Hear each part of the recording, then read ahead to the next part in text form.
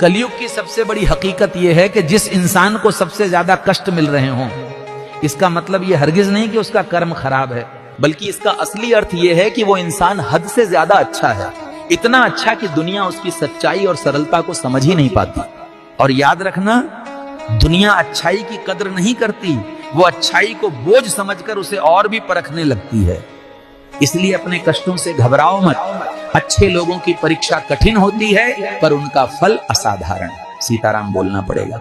जो इंसान अपनों को गिराकर अपनी जीत समझता है, वो असल में सबसे ज्यादा गिरा हुआ होता है। दूसरों को नीचा दिखाकर ऊंचा नहीं उठा जाता। ये तो बस अहंकार का नशा है जो इंसान को भीतर से खोखला कर देता है। गीता में भगवान कहते हैं, अहंकारम न हंतव्यम यह त्यजति स पंडितः, अर्थात जो अहंकार छोड़ दे वह ज्ञानी है। अपनों की हार देखकर जो खुश हो जाए, वो जीवन में जीत क्या, सम्मान भी नहीं पा सकता। श्री कृष्ण कहते हैं, सदैव अकेले चलने का साहस रखो, क्योंकि भीड़ रास्ता दिखाती है पर मंजिल नहीं।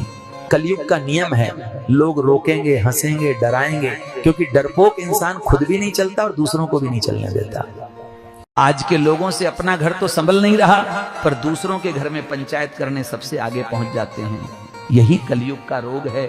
जिसे अपनी मरम्मत नहीं करनी, वही दुनिया को सुधारने निकल पड़ता है। एक बार सीताराम बोलना पड़ेगा।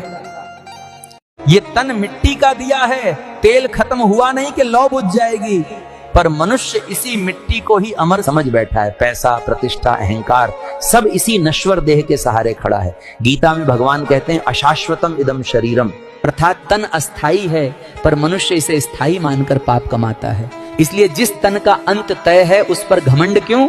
जब दीपक बुझ जाए, ना पैसा काम आएगा, ना प्रतिष्ठा, सिर्फ कर्म साथ जाएंगे। एक बार सीताराम बोलना पड़ेगा।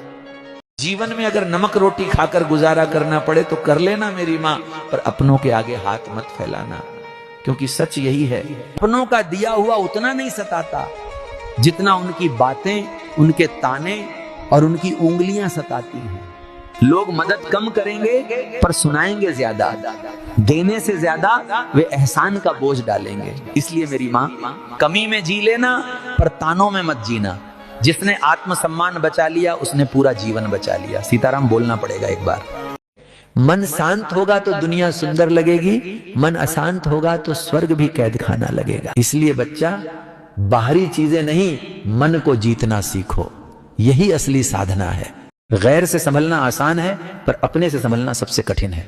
गैर शरीर को दुख देता है, पर अपना सीधा मन को चोट देता है। सामने से वार करते हैं, पर असली चोट वहीं लगती है जहां अपना ही मुस्कुराकर धोखा दे दे। इसलिए अपनों से ही सबसे ज्यादा सावधान रहना। जिसे तुम खो दोगे, वो तुम्हारे लिए बना ही नहीं था, और जो तुम्हारा है वो किसी भी हालत में तुम्हें मिलेगा। तो हुआ वो अच्छा हुआ, जो हो रहा है वो भी अच्छा हो रहा है, और जो होगा वो भी अच्छा ही होगा।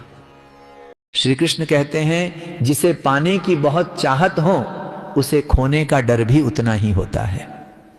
लेकिन याद रखना, जो सच्चा होता है वो कभी जाता नहीं।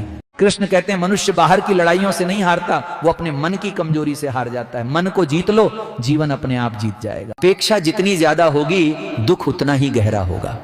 अपेक्षा छोड़ दोगे तो शांति मिलना शुरू हो जाएगी। अगर तुमने भाई से धोखा करके अपने बच्चों के लिए संपत्ति जोड़ी है, तो समझ लो विनाश की शुरुआत तुमने खुद कर दी। भाई के हक पर बना धन कब बर्बादी बन जाए, यह सिर्फ भगवान के हाथ में है। इसलिए जीवन में सब कुछ कर लेना, पर भाई अंश मत खाना।